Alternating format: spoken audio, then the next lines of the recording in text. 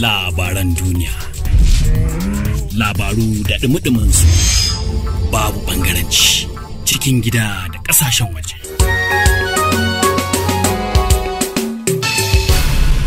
Unity.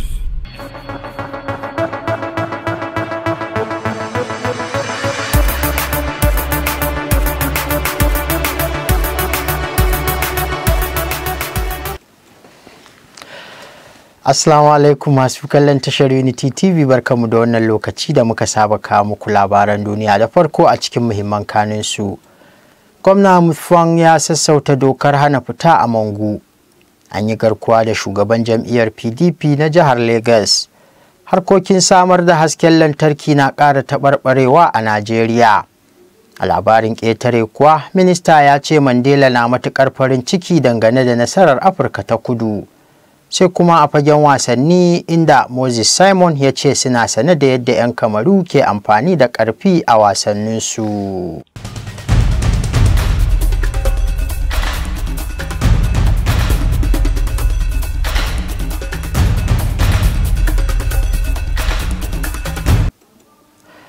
Tukanin labaran kenan, yanzu ga cikakkunsu, mai karatu Suleiman Hassan. Gwamnan jihar Plateau Caleb Mutfwang ya sassauta dokar awanni 24 ta hana fita da aka sanya a ƙaramar hukumar Mangu ta nan jihar Plateau, biyo bayan kashe-kashe da aka yi a yankin tun daga ranar wato Litinin. Sama da mutane 40 ne dai aka rawaito cewa an kashe a yayin har-haren da aka kai a ƙaramar hukumar, yayin da aka ƙona gidaje da dama.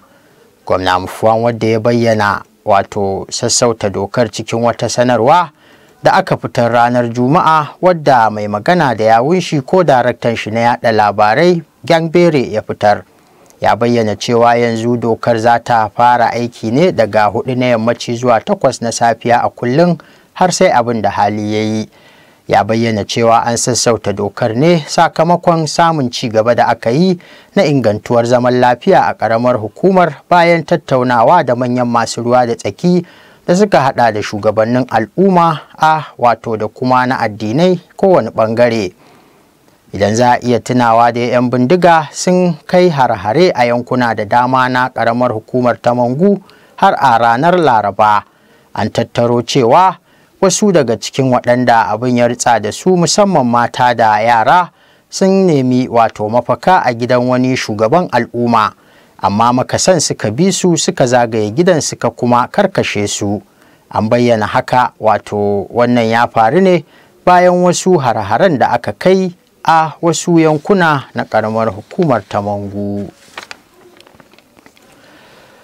Gwamnan jihar Plateau Barista Caleb Manasseh Mutfwang ya bayyana ɓacin rai game da irin yadda aka lalata dukiyoyi da kashe rayuka a yankunan ƙaramar hukumar Mangu ta nan jihar Plateau, inda ya bayyana cewa ɓata gari waɗanda suke amfani da muggan ƙwayoyi ne suka ƙara ta'azzara yanayin.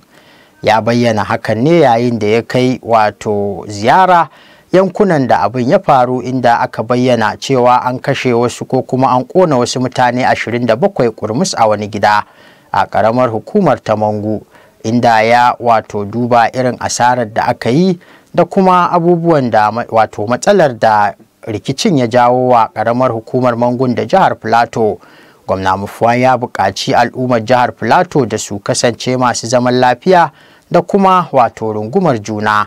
Ya zagaya a ranar Juma'a domin jajanta ma waɗanda abin ya ritsa da su, kafin daga bisani ya ziyarci fadar mai martaba sarkin Magabul wato mai martaba John Hirse, inda ya bayyana cewa wasu da suke tunanin cewa za su iya kawo rikici a jihar Plateau su suke kawo wannan matsala. Sai dai mai wato martaba sarkin Magabul ɗin John Hirse ya bayyana ko kuma ya yaba wa gwamna Mutfwang, inda game da wannan ziyara da ya kai musu ta jajantawa, inda ya bayyana cewa hakan ya nuna shi shugaba ne na gari, domin ya kasance tare da al'ummar shi a lokacin da suke buƙatar shi, duk da irin matakan da ake ɗauka na karkatar da hankulan shi. Ya buƙaci gwamnan da ya yi ƙoƙari wajen tabbatar da zaman lafiya ta kuma dawo da harkokin kasuwanci kamar yadda suke a ƙaramar hukumar.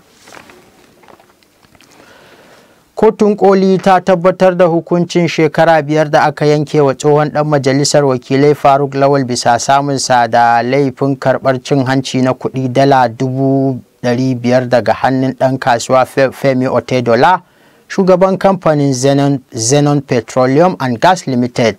Karar da aka ɗaukaka ta buƙaci a soke hukuncin da kotun ɗaukaka ƙara da ke Abuja ta yanke a ranar 24 ga watan Fabrairun shekarar 2022, inda ta yanke masa hukuncin ɗaurin shekaru 5 a gidan yari tare da wanke shi akan tuhume-tuhume guda 2 daga cikin 3 da aka gurfanar da shi a kai, wadda suka hada da da suka shafi cin hanci da rashawa.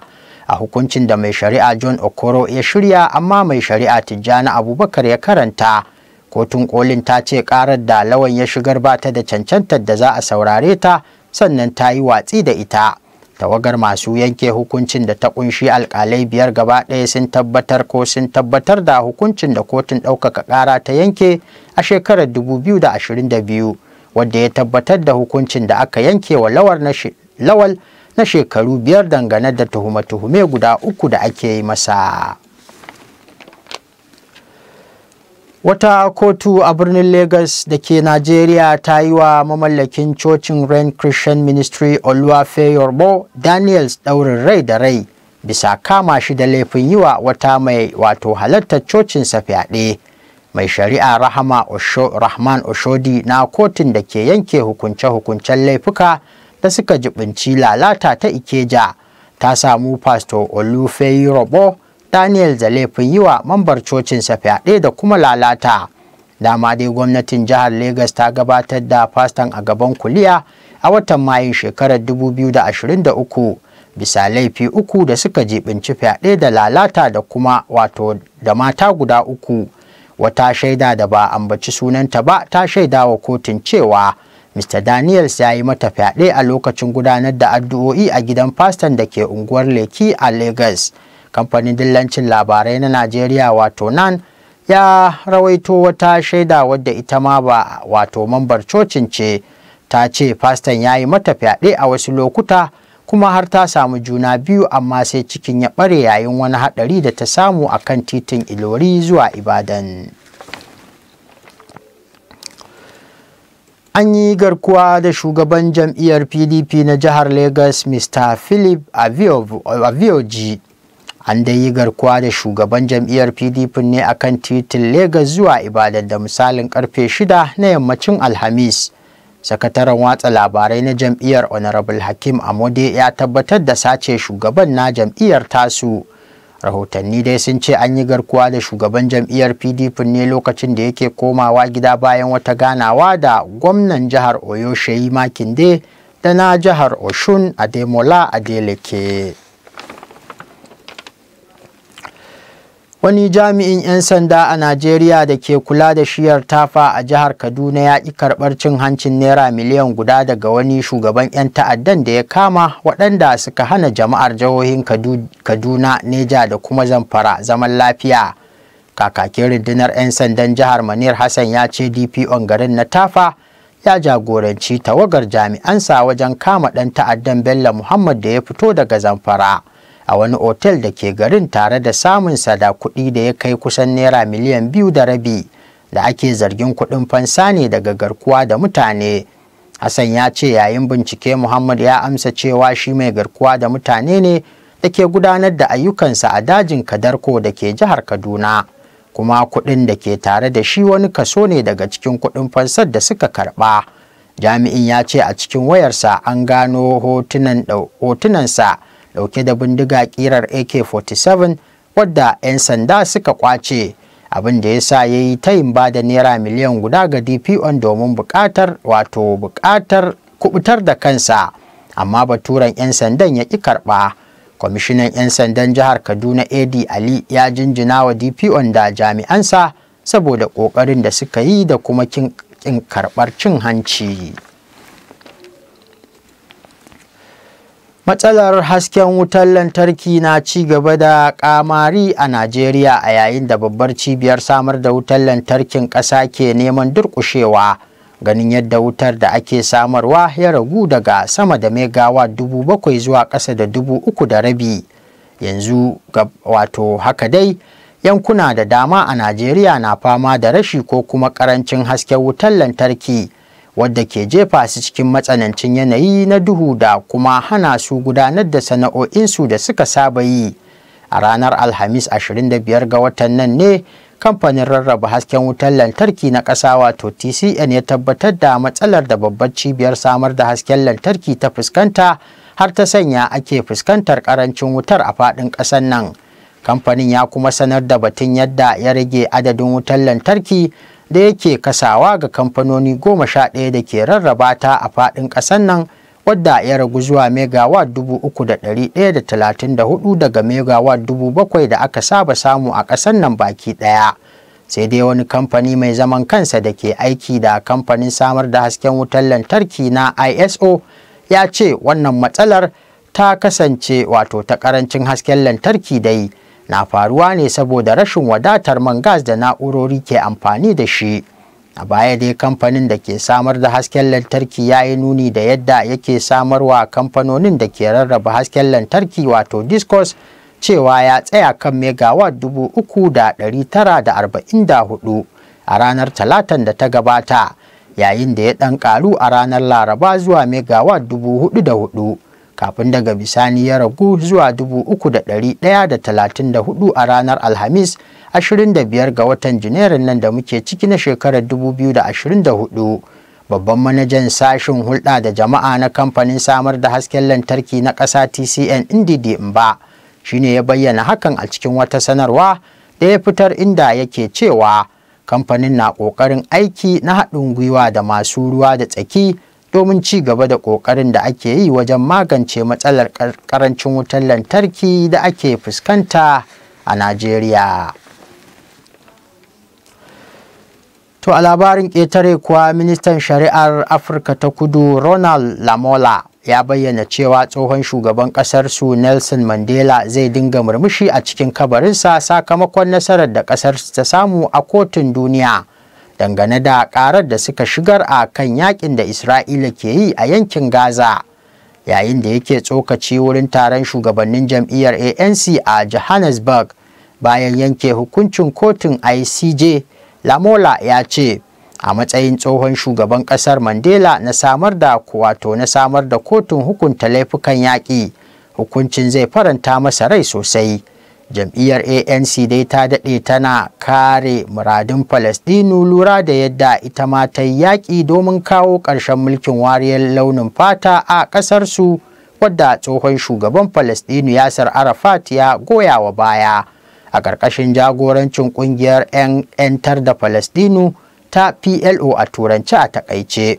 ANC na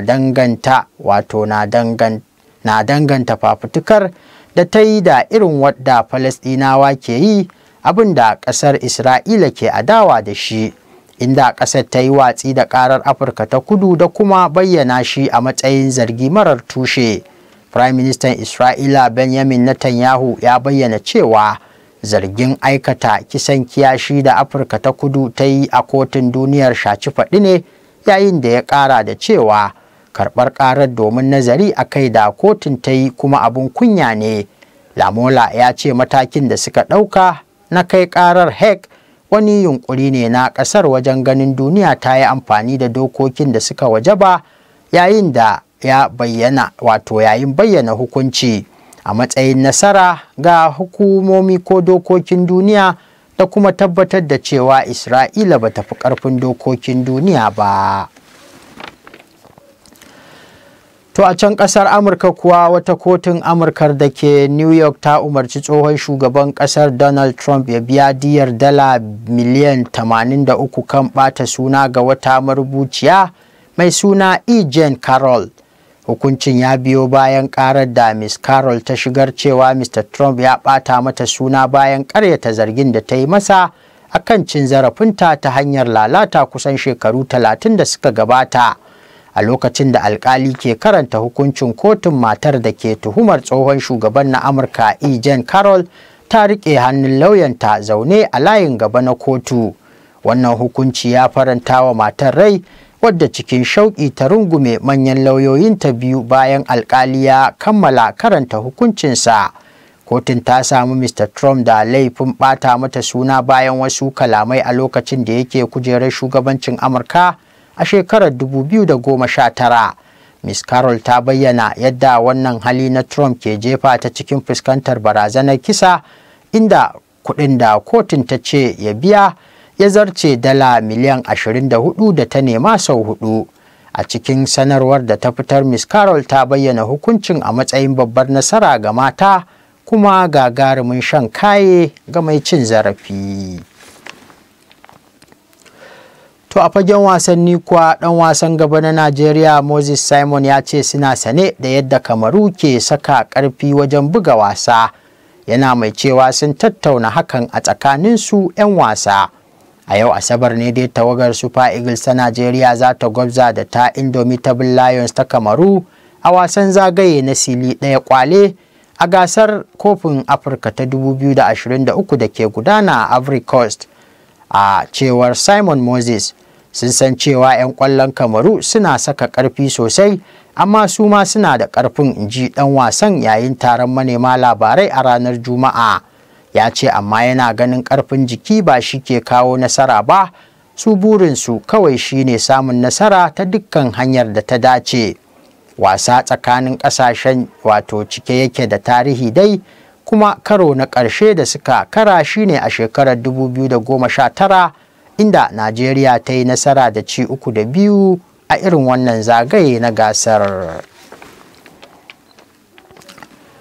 To wani labarin wasan kuwa, Real Madrid ta zarce Manchester City a samun kuɗin shiga, inda ta zama ƙungiya ta farko wajen samun kuɗi kamar yadda kamfanin Deloitte ya bayyana. Real ta samu kuɗin da suka kai euro miliyan 831, kimanin fam miliyan 710, wadda hakan ya sa ta zama ta ɗaya a samun kuɗi a kakar 2022 zuwa 2023. City ta dawo matsayi na biyu duk da cewa ta samu kuɗi da suka kai euro miliyan 826, kwatankwacin fam miliyan 705.6. Kuɗin shigar da ƙungiyoyi 20 suka samu ya ƙaru da kashi 14, inda ya kai euro biliyan 10.5, daidai da fam biliyan 8.97. To waɗannan rahotanni na wasanni su suka kawo mu ƙarshen labaran a daidai wannan lokaci da muka yi wa mai kallo tanadi daga nan tashar Unity TV da ke birnin Jos ɗin jihar Plateau a tsakiyar arewacin tarayyar Najeriya. Amma kafin mu sallama da ku, kamar yadda muka saba tunatarwa, za ku iya ci gaba da bibiyar ƙayatattun shirye-shiryenmu domin kallon su a kafafenmu na sada zumunta da suka haɗa da Facebook, Twitter, YouTube, Instagram da sauransu, duk at Unity FM TV. A madadin kowa da kowa, musamman injiniyoyin da suka tabbatar da zuwan labaran kan kwalbar talabijin da wayoyin hannunku ƙarƙashin Malam Awwal Ibrahim GSM, sai kuma mai sharhi kan al'amuran yau da kullum Malam Ismail Bello da ke tare da mu a ɗakin watsa labaran. Ni Suleiman Hassan da na tace na karanto a madadin su baki ɗaya nake mana fatan alheri, mu kasance lafiya. Labaran duniya, labaru da dumi su, babu ɓangaranci, cikin gida da ƙasashen waje.